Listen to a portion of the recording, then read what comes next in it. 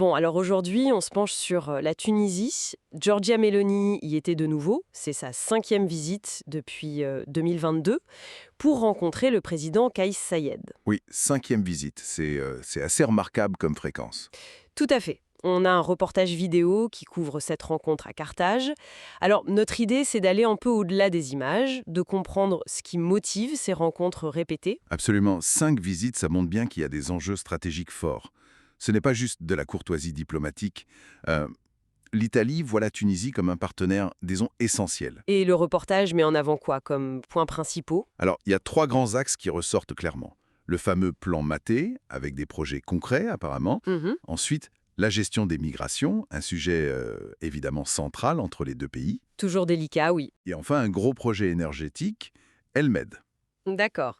Commençons par le plan Maté, si vous voulez bien. L'Italie le présente comme une sorte de plan de co-développement pour l'Afrique pour limiter l'immigration irrégulière. Et la Tunisie aurait un rôle actif. Qu'est-ce que ça veut dire concrètement? Le reportage donne un exemple, le projet Tanit. Il s'agit de valoriser les eaux usées traitées pour l'agriculture. Ah oui, intéressant. Ce qui est assez révélateur ici, c'est que ça touche directement à des besoins fondamentaux, l'eau, l'alimentation, dans un contexte de stress hydrique important en Tunisie. Donc une approche très concrète, loin des grands discours. Voilà, c'est ça. Ça suggère une volonté d'avoir un impact tangible, visible. C'est peut-être une façon de lier développement et stabilisation très directement sur le terrain. Et ce projet Tanit, c'est juste quand tu l'as, tout ça a une plus grande ambition? Le reportage n'en dit plus. Le reportage ne détaille pas l'échelle exacte, mais le fait de le mettre en avant, ça suggère qu'il est vu comme un exemple, peut-être un modèle à suivre. Ça colle bien à la logique du plan Mattei qui cherche des projets concrets, justement. D'accord. L'autre sujet incontournable. La migration.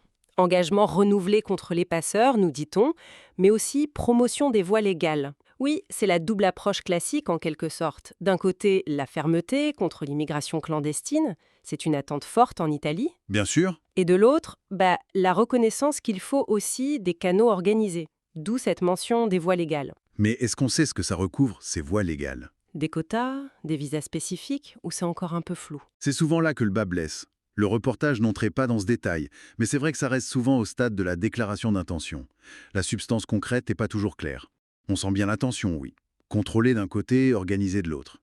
Bon, et ça nous amène au troisième point, l'énergie.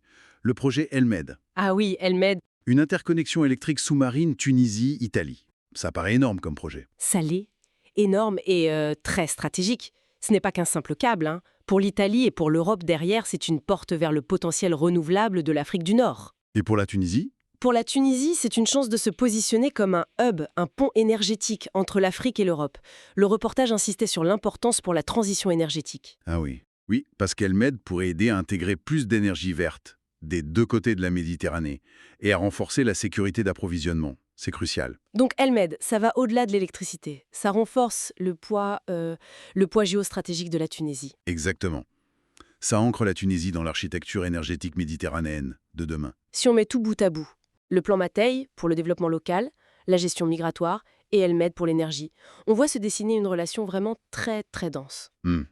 Chaque élément semble renforcer les autres en fait. Alors, pour résumer un peu cette 5e rencontre, qu'est-ce qu'on retient? On est loin de la simple visite de routine, c'est clair. Tout à fait. C'est la confirmation d'un partenariat à multiples facettes. Le reportage montre bien comment l'Italie essaye de stabiliser son environnement proche en agissant sur plusieurs leviers. Développement avec Maté et Tanit, sécurité avec la migration et l'avenir avec Elmed. Et la Tunisie est au centre de tout ça. Elle apparaît vraiment comme le partenaire pivot pour l'Italie dans cette région. La réussite de ces projets concrets, comme Tanit ou Elmed, sera vraiment déterminante pour la suite. Et ça soulève une question, peut-être pour une autre fois. Avec ce rôle tunisien si central, si stratégique, et ses projets concrets, notamment énergétiques, Oui, comment est-ce que cette coopération très poussée entre Rome et Tunis pourrait à terme influencer, voire redessiner un peu les équilibres en Méditerranée, que ce soit pour l'énergie ou pour les migrations? C'est une question de fond, je crois.